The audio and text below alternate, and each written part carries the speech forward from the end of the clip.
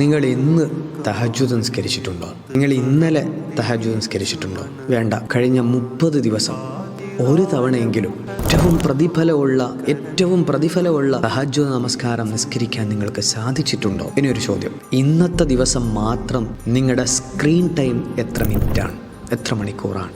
ഇന്നലെ മാത്രം നിങ്ങൾ മൊബൈൽ ഫോണിൽ ചെലവഴിച്ച സമയം എത്രയാണ്? നബി സല്ലല്ലാഹു അലൈഹി വസല്ലം തങ്ങൾ പറഞ്ഞ ഏറ്റവും പ്രതിഫലമുള്ള നമസ്കാരം എന്തുകൊണ്ട് നഷ്ടപ്പെടും? അള്ളാഹുവിന് ഏറ്റവും ഇഷ്ടപ്പെട്ട ഈ നമസ്കാരം അത് പതിവാക്കാനോ നിസ്കരിക്കാനോ ശാരീരികമായിട്ട് എഴുന്നേൽക്കാൻ നമുക്ക് സാധിക്കുന്നില്ല. ഒരു പുനർവിചിന്തനത്തിന് വേണ്ടിയാണ് ഞാൻ പറയുന്നത്. ജീവിതത്തിൽ ഏറ്റവും മധുരമുള്ള, ആത്മവിശ്വാസം കിട്ടുന്ന, നിങ്ങളുടെ മനസ്സിന് കോൺസെൻട്രേഷൻ കിട്ടുന്ന, ഒരുപാട് ചുറ്റുപാടുള്ള പ്രശ്നങ്ങളിൽ നിന്ന് മനസ്സിനെ കൺട്രോൾ ചെയ്യാൻ പറ്റുന്ന, കോൺസെൻട്രേഷൻ കിട്ടുന്ന ഒരു വലിയ കർമ്മമാണ് തഹജ്ജുദ് നമസ്കാരം. ഒന്ന് പ്രാക്ടീസ് ചെയ്യും, ഒരാഴ്ച പ്രാക്ടീസ് ചെയ്യും, ജീവിതത്തിൽ മാറ്റങ്ങൾ കാണാം.